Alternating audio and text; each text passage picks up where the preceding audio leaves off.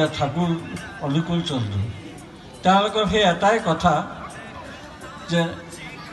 সৰ্বধৰ্মান পৰিত্যাজ্য মামেকং শৰণং ব্ৰজ তাৰমানে সমস্ত হেৰি ত্যাগ কৰি এতিয়া তুমি মোৰ ওচৰলৈ আহা আৰু যুগে যুগে আহিছে কেলে কাৰণ যুগে যুগে কি হয় আমি বিৱৰ্তনৰ পথত গৈ আছোঁ ইভলিউশ্যনৰ পথত গৈ আছোঁ আৰু এই কাৰণে আমাক এই কিছু পৰিৱৰ্তনৰ দৰকাৰ আছে যাৰ কাৰণে আমি একচুৱেলি ঠাকুৰক পাই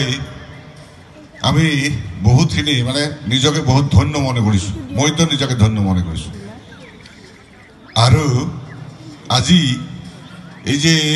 মোৰ পূৰ্বৱৰ্তী বক্তা শ্ৰদ্ধেয় শৰ্মাদা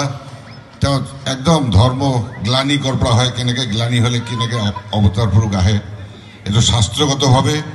পুৰণা অৱতাৰসকলৰ কথাই দি শ্ৰীৰামচন্দ্ৰ বা শ্ৰীকৃষ্ণ বা গৌৰাঙ্গ মহাপ্ৰভু শ্ৰীমন্ত শংকৰদেৱ ইত্যাদি সকলের কথা উল্লেখ উদ্ধৃতি দি ধুনীয়াকৈ বুঝাই দিলে ধর্মর গ্লানি হলে ধর্মর গ্লানি যেতিয়া হয় তেতিয়া শুদ্ধ আত্মা বহুত থাকে সেই শুদ্ধ আত্মাবিলাকে পরমেশ্বরক আরাধনা করে ভীষণভাবে কাকতি মিনতি করে প্রার্থনা করে দাদা তোমার এই হাতের জুতোটা কিসের তোমার হাতের জুতোটাকে তোমার শাশুমা বেঁধে দিয়েছে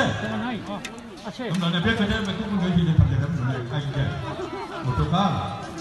ছুটি মাইনে পূজা হয়েছিল